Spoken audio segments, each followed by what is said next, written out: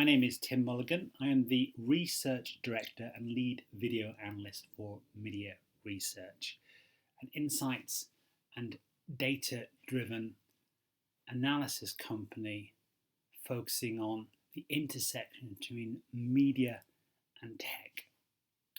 So I'm going to be talking about scheduling and marketing strategies in the streaming era.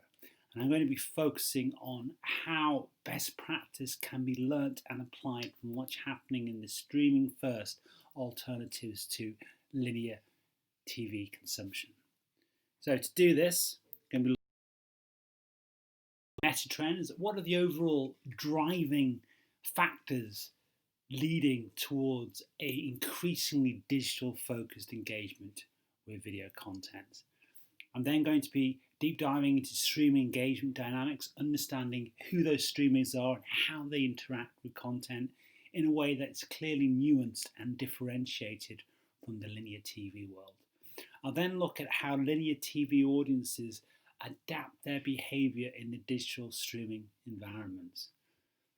And then finally, I'll be bringing all this together by helping to identify what relevant and robust linear digital scheduling strategies could be implemented that helps the linear world adapt and navigate the increasingly complex and nuanced digital streaming landscape.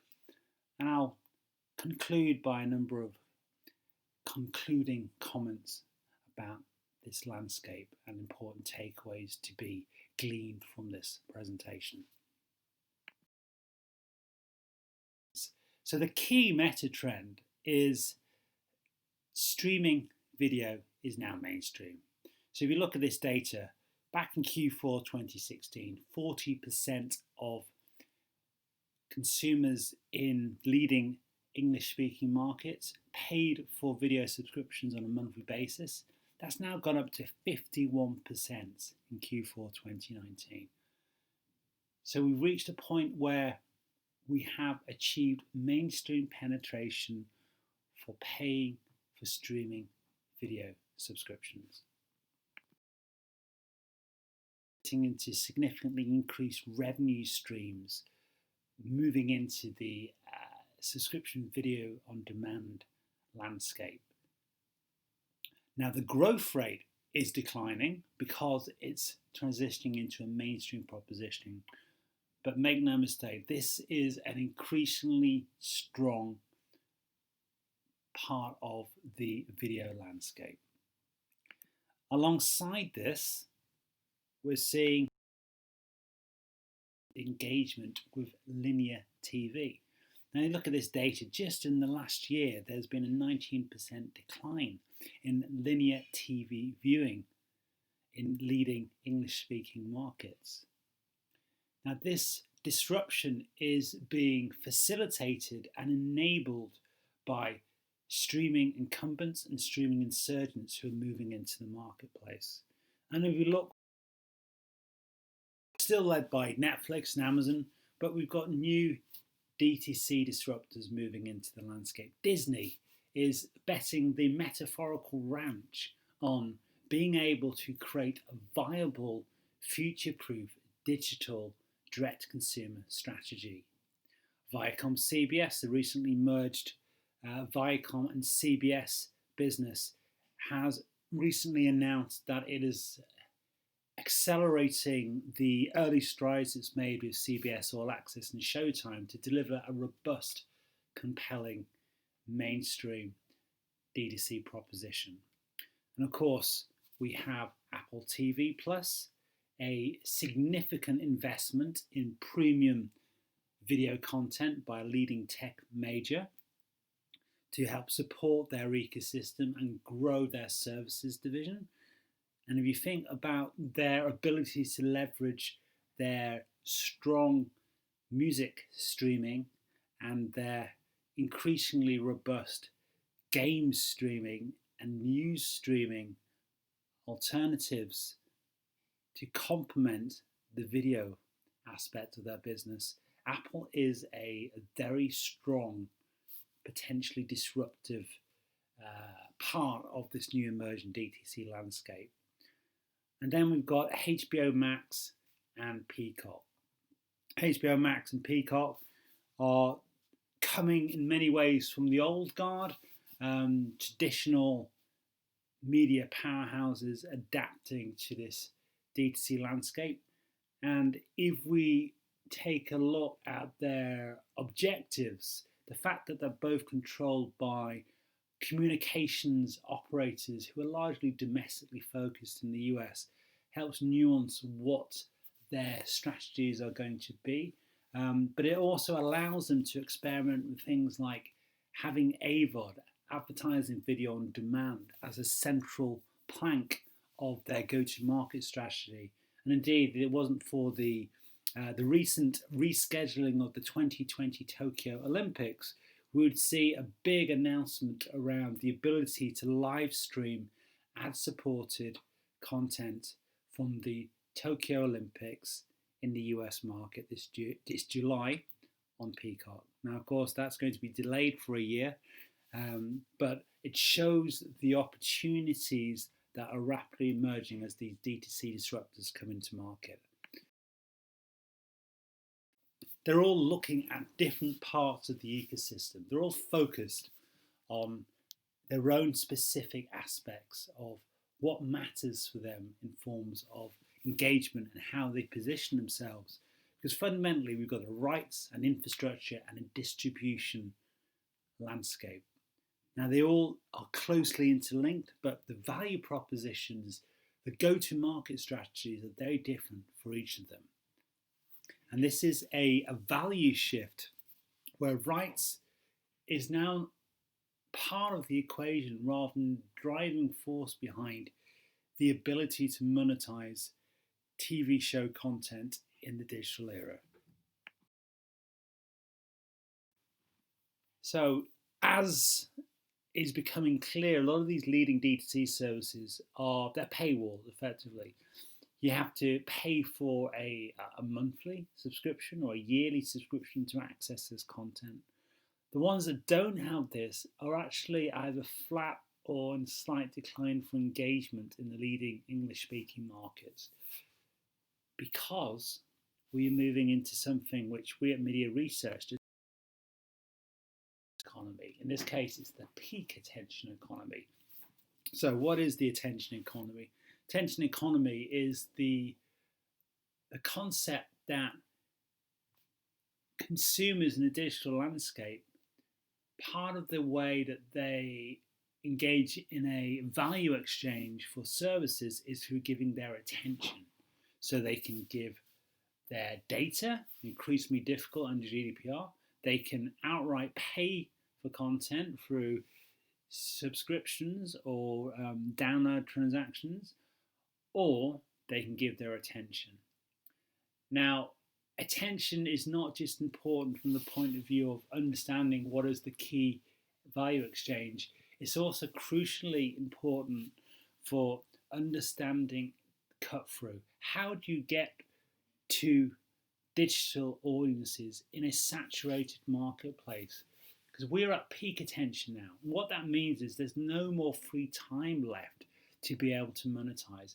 Every single opportunity to engage with digital users has been effectively either monetized or engaged with in another format. So examples of this would be at the start of the smartphone era, companies such as BuzzFeed could create a business model around short form videos for people to watch as they're queuing up for their latte in Starbucks. That's gone now. There is someone doing that. So if someone's doing that, if you want to bring a product into market that competes with that, you've got to take away the existing incumbents, and you have to re-educate consumers why your proposition is of greater relevance. So the good news for video is that it's the leading entertainment-focused media. Now, this is another new era we're moving into where there's overlapping demands upon entertainment. Previously, video was a very distinct entertainment vertical by itself, with TV and film and DVD. But now video is directly competing against games, streaming games, console games. It's competing against audio, streaming music, podcasts. It's competing against news feeds. It's competing against audible feeds. A whole range of different forms of attention competition. But video still. This underlines how, on a weekly basis, video is the leading entertainment engagement vertical that's currently out there. So that's the good news for where we are currently for video. And the challenge for the linear world is to be able to be part of that thriving video attention piece. So let's go on to streaming engagement dynamics. So the biggest, most disruptive aspect of streaming trend that we're seeing emerging is the tolerance for multiple SVOD service subscriptions. Now this matters because we're moving into this highly competitive DTC landscape where the ability to have a tolerance for more than one subscription or more than one streaming service is crucial to maintain the viability of these competing services going forwards. Leave the overview of streaming audience dynamics by just showing you this comparison between the 15 most viewed shows in the MIDiA Index brand tracker from Q4 2019 alongside the 15 most streamed shows in the US. And you look at that distinction there. Only one show, Grey's Anatomy, has the same ranking, 12th, for overall show engagement versus streaming show engagement. The streaming landscape, the streaming world is distinct, and what works in the streaming world is distinct from what works outside of it. So binge watching is mainstream. 51% of consumers now binge watch. And this compares to 50% who watch linear TV. So there's more people engaging in a digital native behaviour than engage in traditional TV viewing consumption. So you think what that means, half of all consumers no longer engage in linear TV viewing. So this calls for a fundamental reappraisal of how linear fits into the viewing habits of consumers. Then alongside this, we see that there is a strong minority who are engaging in multiple SVOD subscriptions in the US, which creates a strong base for growth going forwards. Let's go on to linear TV streaming behaviour. So, the good news is the TV set is still the preferred way to engage with video. And this shows just how resilient this technology is as being an optimal form of engagement with TV shows. So the fears of the phone supplanting the TV set in the living room, that has thus far proven not to be the case. So there is definitely a niche edge case for mobile engagement, as there is for computers, tablets and games consoles, but these are very much minority pursuits, with the TV set remaining the mainstream form of engagement.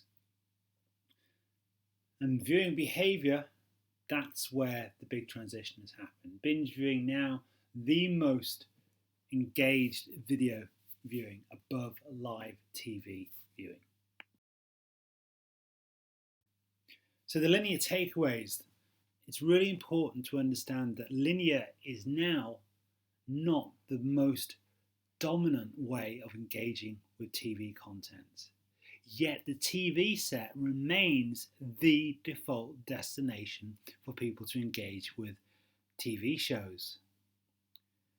So trying to make sense of that effectively means the TV set itself, whilst it remains the main viewing device for TV shows, it's not primarily a linear viewing device.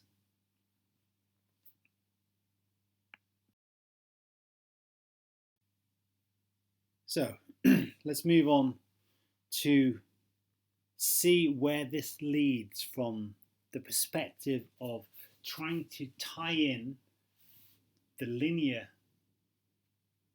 TV world with the streaming world.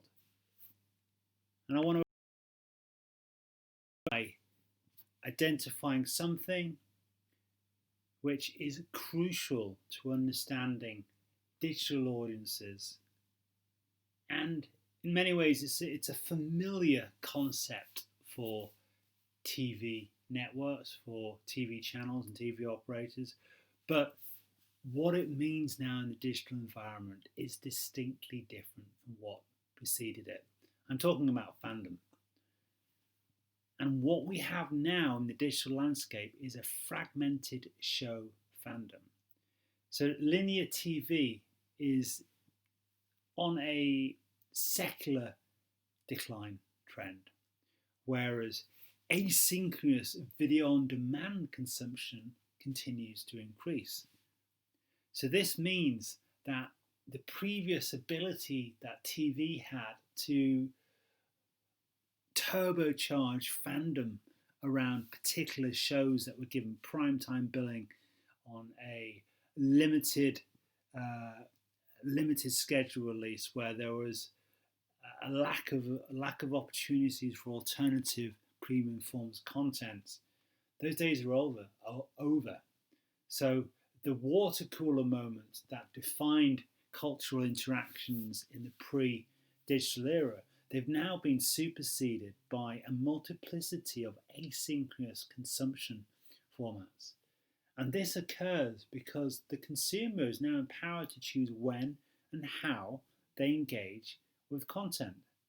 So what that actually means is it means that they can focus their time and attention on shows that they love as opposed to like. It's a huge distinction.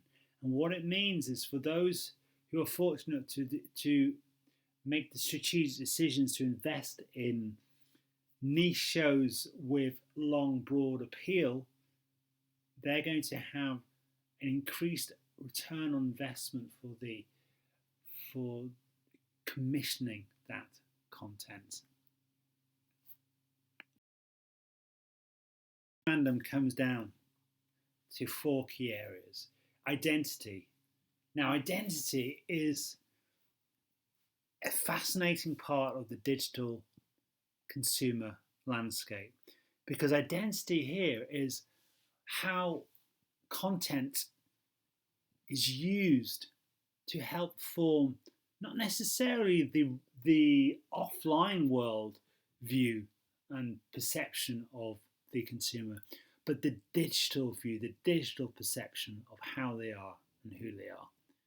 It's very much about what we at MIDiA Research describe as digital peacocking, making an ostentatious display of who you are to your digital communities to help define your digital persona. So shows that are able to tap into that have an inherent advantage in relevance and engagement. Now, if you add to that how that impacts with attention, then you understand the importance of identity. Attention is absolutely crucial because we're in a saturated media landscape. So you have to fight for the audience's attention. And the way that you fight and the way that you win is by leveraging fandom, by creating a need for them to engage with the content. Now, this ties in with scarcity. Scarcity allows some of that linear command and control mindset around scheduled releases to be able to find a digital home where episodic weekly releases create to some extent an increased heightened awareness and demand for that content. And we've seen it with Disney Plus's launches of The Mandalorian, for example, episodic releases that have helped to drive that growth and attention. So identity, attention, scarcity, they all impact upon wallet share. And fundamentally, that's what makes or breaks digital streaming services. And wallet share comes down to either persuading the consumer to allocate some of their finite discretionary spend on digital services, or it's getting their attention that can then be monetized for advertising.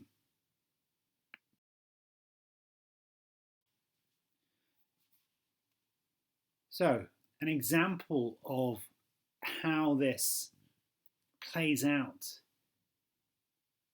in a way that combines the traditional mainstream resilience of linear with the increasingly disruptive and forward-driving nuance of digital is Love Island. So Love Island is a linear show that actually, despite being a linear native show, actually has many of the hallmarks of a successful streaming show. If you look at the demographic data from MIDiA Index here for this show, you can see that Love Island does an excellent job of engaging with younger audiences and has an ability to not just replicate how well digital native shows such as The Crown are doing, but it actually beats them on fandom. So beating them on fandom for those core demographics gives it a increased ROI for the ability to be able to then create fandom universes around that show so that it lives beyond the limited scheduled release. Because fandom fundamentally is about building an asset that can be leveraged in multiple ways without the digital user feeling like they are being spammed by over-engagement.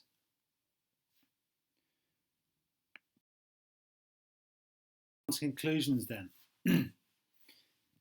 So,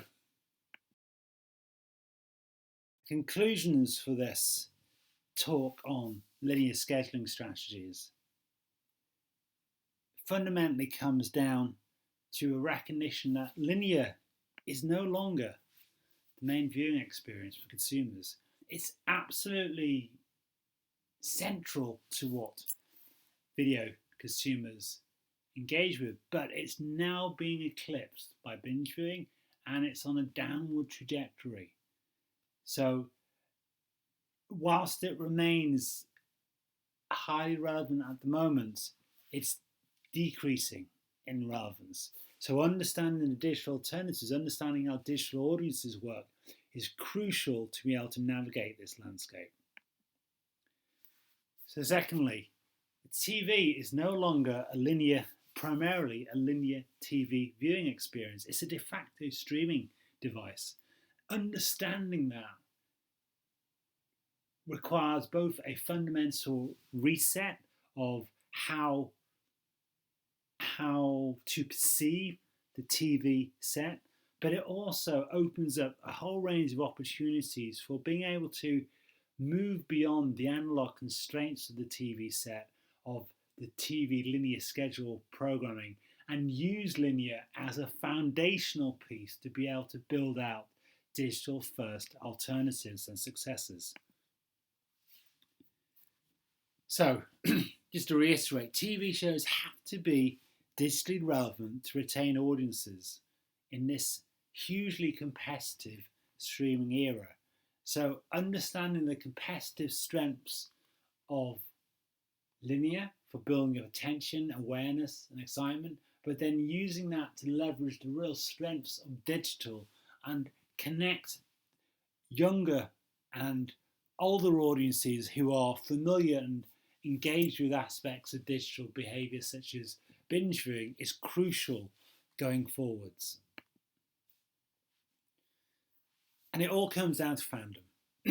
So fundamentally, if you can create compelling fandom around shows and around titles, then you have future-proofed as much as possible the relevance of using linear as a foundation for building out digital relevant, digital native products, services, leveraging fandom around particular titles and creating multiplicity of ways of engaging that are non-generic for streaming audiences and for linear audiences who are increasingly taking on streaming behaviours to be able to engage with and value your content.